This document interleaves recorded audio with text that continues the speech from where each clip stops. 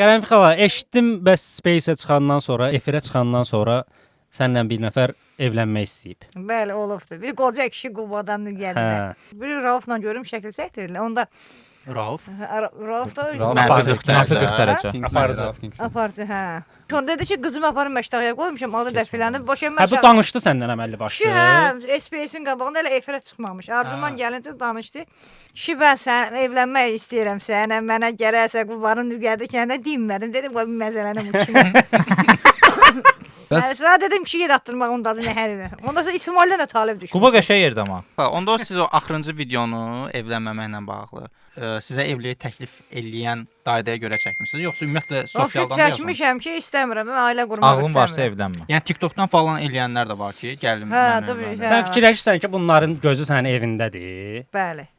Niyə elə fikirləşirsən? Bəlkə sevibdi. Yox, sevməz. İndi sevgi yoxdur. Yalandır. Düzdür, sevgi yoxdur. Burada bir nə edit çıxsın. Sevgi yoxdur. Antakloska.